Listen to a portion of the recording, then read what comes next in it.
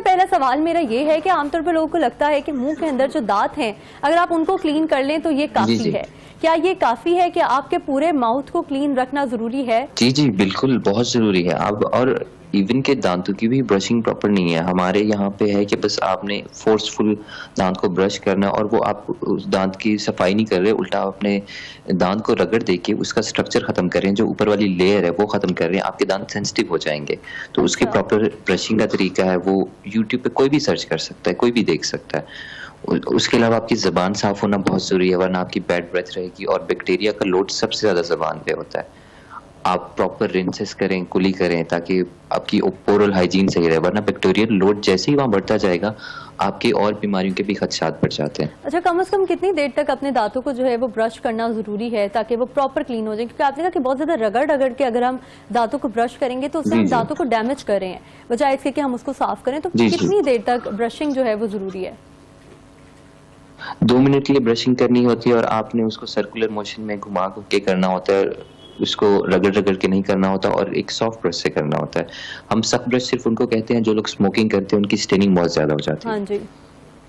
तो सर ये मैं अगर आपसे पूछूं कि जो ब्रशेज हैं, अगर मार्केट में जाते हैं अलग अलग तरह के ब्रशेज जो हैं वो वहाँ पर अवेलेबल होते हैं, किसी का साइज छोटा होता है, कुछ बड़े होते हैं, कुछ ब्रिसल्स जो हैं वो उनके कर्व्स होते हैं, कुछ बिल्कुल प्लेन होते हैं, कुछ के बहुत बारीक ब्रिसल्स होते हैं। तो कैसे पता लगे कि आपके दांतों के लिए कौन सा ब्रश जो है वो परफेक्ट है? जी, आइडियली वो ब्रशेस लेने चाहिए जिनके अंदर कम से कम 5 रोज लगी हुई हो। टफ जो होते हैं ना, हम देखते हैं कुछ होते हैं ऊपर से वो पतले होते जाते हैं जैसे ऊपर मूव कर रहे होते हैं, उस तरह के रिकमेंडेड नहीं है एफडीए की तरफ से। जो इक्वल जिनकी ऊपर से नीचे तक डायमीटर होता है, विड्थ होती है, वो आइडियली रिकमेंडेड होते हैं। सही। और ये जो अक्सर वो ब्रशेस के ऊपर लिखा होता है उनकी क्लासिफिकेशन ये भी होती है, जो स्मोकर्स और बच्चों के लिए अलग होते हैं और नॉर्मल जो है वो ब्रशेस अलग होते हैं। तो आपने कहा कि आइडियली वो वाले इस्तेमाल करें जो जरा सॉफ्ट हो। तो सॉफ्ट ब्रशेस जब बहुत ज्यादा सॉफ्ट होते हैं तो अक्सर वो सही काम भी नहीं देते, तो उस केस में क्या करें? नहीं, ये पेशेंट टू पेशेंट डिपेंड करता है। अगर कोई पेशेंट है जिसने बहुत अरसा अपनी दांतों की सफाई सही से नहीं की और अब उसके ऊपर कैलकुलस जम चुका है, मास्कोरा जिसको उर्दू में कहा जाता है, तो उसका तो सॉफ्ट ब्रश से गुजारा नहीं है। तो पहले तो वो स्केलिंग कराएंगे, दांतों की सफाई होगी, फिर वो सॉफ्ट ब्रशेस पे शिफ्ट होंगे, क्योंकि जब आप सख्त ब्रशेस की तरफ जाते हैं आपके मसूड़ों के डैमेज होने का खतरा होता है। अच्छा, अगर मैं बात करूं मुंह के बीमारियों की, क्योंकि जाहिर है माउथ हेल्थ जो है वो पूरी बॉडी के साथ एसोसिएटेड होती है। अभी मैं बात करी थी कि जो मुंह की अगर आपके मुंह में कोई बीमारी हो जाए तो वो आपके दिल की बीमारी की भी वजह बन सकती है, कैंसर की भी वजह बन सकती है। तो ये किस तरीके से होता है? जी जी, क्योंकि हमारे मुंह में काफी ज्यादा बैक्टीरिया जो नॉर्मल रूटीन में हमें कुछ नहीं कहते, लेकिन अगर मुंह का बैक्टीरिया दिल की तरफ चला जाता है या कहीं और चला जाता है तो वो वहां जाके वो एडजस्ट नहीं हो पाता और वो वहां जाके बीमारी क्रिएट करता है। फॉर एग्जाम्पल, अगर किसी को शुगर है, डायबिटीज है और उसका बैक्टीरियल लोड ज्यादा है, वो अपनी सफाई का ख्याल नहीं रखते, तो कुछ ही अरसे में उनके दांत भी हिलना शुरू हो जाते हैं, उनको और भी बीमारियां डेवलप होना शुरू हो जाती हैं। वो उसको डायबिटीज पे ब्लेम करते हैं, लेकिन मेन रीजन ये भी होती है कि उनकी ओरल हेल्थ सही नहीं होती। अच्छा, ये जो मुंह में छाले बन जाते हैं, अगर इनके बारे में मैं सवाल करूं तो ये छालों की क्या वजूहत होती है? कोई अंडरलाइन कंडीशन होती है, आपका मैदा ठीक नहीं है, या ये भी माउथ की प्रॉपर क्लीनिंग ना होने की वजह से होते हैं? हाँ, इसकी काफी सारे रीजन है। माउथ की प्रॉपर क्लीनिंग ना होना, कुछ लोगों को स्ट्रेस में जब वो बहुत ज्यादा ज़हनी दबाव में होते हैं तब भी होते हैं, कुछ लोग स्पाइसी चीजें ज्यादा लेते हैं उनको भी हो जाते हैं, और अक्सर फीमेल्स को प्रेगनेंसी में या हार्मोन्स का ऊपर नीचे होने से उनका तब भी ये हो जाता है। हाँ, तो ये मल्टीफैक्टोरियल चीज है कि कोई एक चीज पर डिपेंड नहीं करती। तो उसके लिए भी एक डेंटिस्ट से ही आप रब्ता करके उस चीज को, जब तक आपको कॉज को एलिमिनेट नहीं करे तो आप उसको सही कर ही नहीं सकते। बैड ब्रेथ की क्या वजूहात हो सकती हैं? हाँ, उसके लिए उसकी काफी सारी वजूहात हैं। आप या तो आपकी डाइट ऐसी है, या फिर आपका मैदे के कोई मसले हैं कि आपका वो मैदे का जो एसिड है वो मुंह में आता है और आपको शायद पता नहीं चल पा रहा, तो उसकी वजह से भी बैड ब्रेथ होती है। कुछ लोगों को डायबिटीज होती है, उनको अभी पता भी नहीं होता क्योंकि टेस्ट तो नहीं कराए जाते नॉर्मली। यहाँ पे लोग कभी आगे अचानक से पता चल जाता है, तो ये भी एक निशानी है। तो अगर आपकी बैड ब्रेथ है, आपको चाहिए कि आप अपनी चेक कराएं कहीं आपको डायबिटीज तो नहीं है।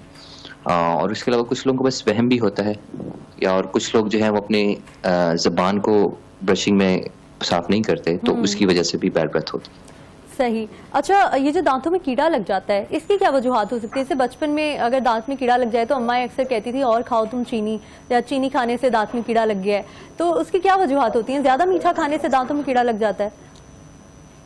जी जी, ज्यादा मीठा खाने से, क्योंकि जो मीठा है, और सिर्फ मीठा नहीं, जो हम कहते हैं ना कार्बोहाइड्रेट, जैसे हाँ कि जी। पराठे हो गए, रोटी होगी, जो कार्ब्स हैं, हम्म। स्टार्ची चीजें हैं, जी। तो वो जैसे मुंह में जाती हैं, बैक्टीरिया का फेवरेट खाना ही वही है। तो अच्छा। बैक्टीरिया को मौका मिल जाता है अटैक करने का, हम्म। और बैक्टीरिया अटैक करता है जब मुंह की एनवायरनमेंट थोड़ी एसिडिक होती है, तेजाबियत होती है, हम्म। और उसी दौरान में ही वो दांत के मिनरल निकाल के दांत के ऊपर अटैक करना शुरू कर देते हैं, और ठीक। एज अ रिजल्ट वहां पे कीड़ा लग जाता है।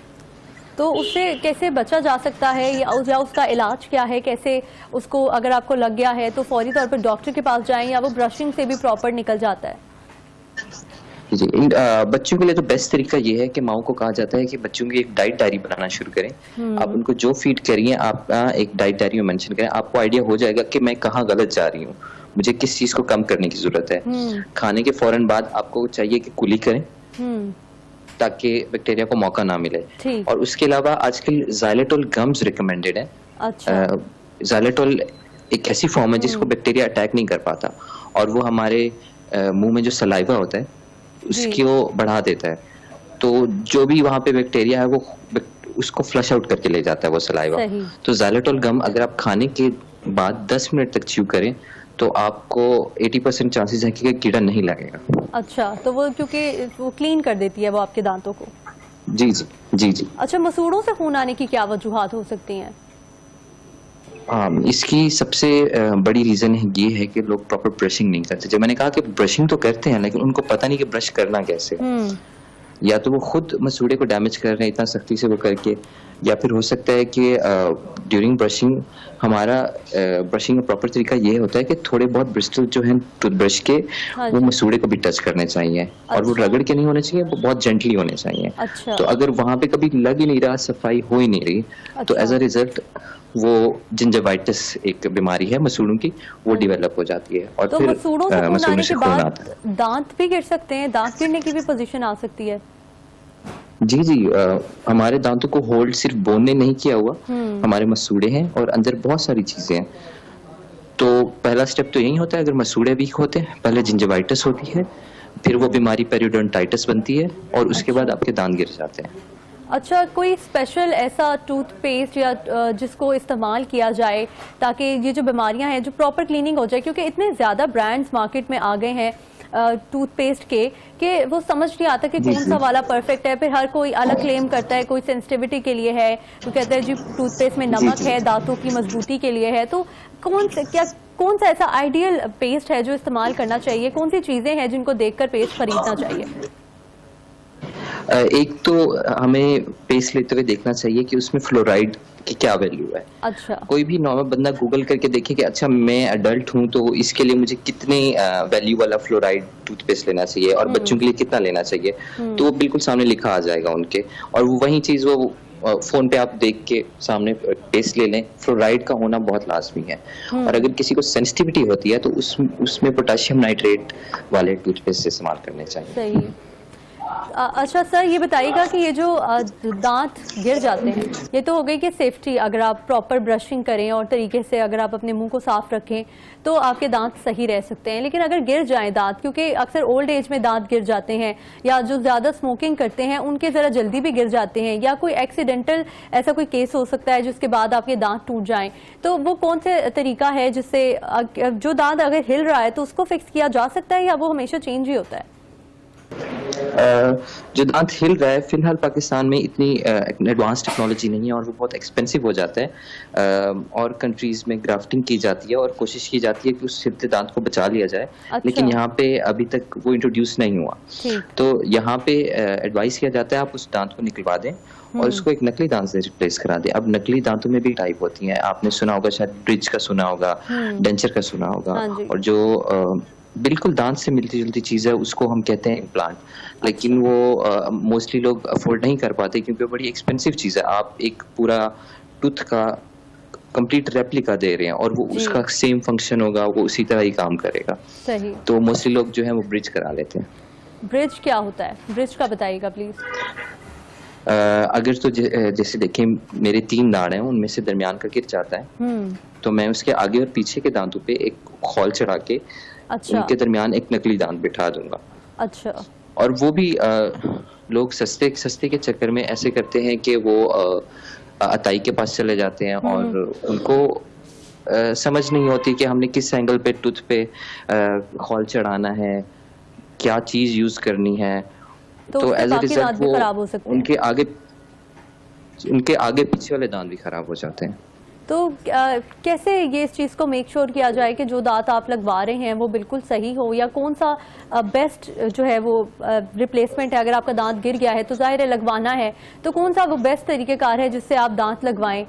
और डेंटिस्ट के पास तो जाहिर है प्रॉपर जाने की ज़रूरत है, लेकिन किस तरीके से ये मेक श्योर किया जाए कि जो दांत आप लगवा रहे हैं कि वो सेंटर में आपका दांत भी लग जाए और बाकी आगे पीछे वाले दांत भी ना डैमेज हों?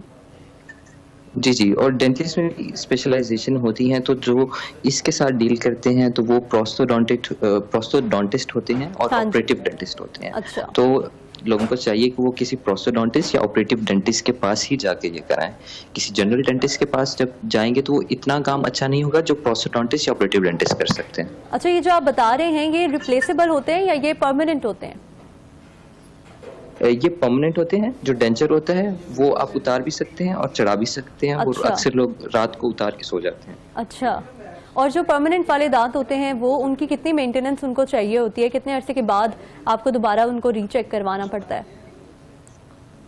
आइडियली तो हर 6 महीने बाद आपको चेक कराना चाहिए। आपको अपनी उसके नीचे हड्डी जो है उसका स्टेटस रेडियोग्राफ में देखते हैं, एक्सरे पे देखते हैं कि वो सही है कि नहीं है। हाँ जी। और आपका मसूड़ा भी सही है कि नहीं, क्योंकि काफी सारी ऐसी चीजें होती हैं जो हम उस विजिबली नहीं देख पा रहे होते हैं और हमें उसके लिए एक्सरे लाजमी चाहिए होता है। अच्छा। तो जो लोग 6 महीने बाद विजिट नहीं कर रहे और फिर अचानक 2 साल बाद आके कहेंगे मेरा तो ये मसला हो गया, तो आप मेक श्योर करेंगे वो चीज सही चल रही है। आप ऐसे तो नहीं है गाड़ी लेते हैं और उसका ऑयल ही नहीं चेंज कराते और आप एक्सपेक्ट करें कि ये सही चलती रहेगी। हाँ जी।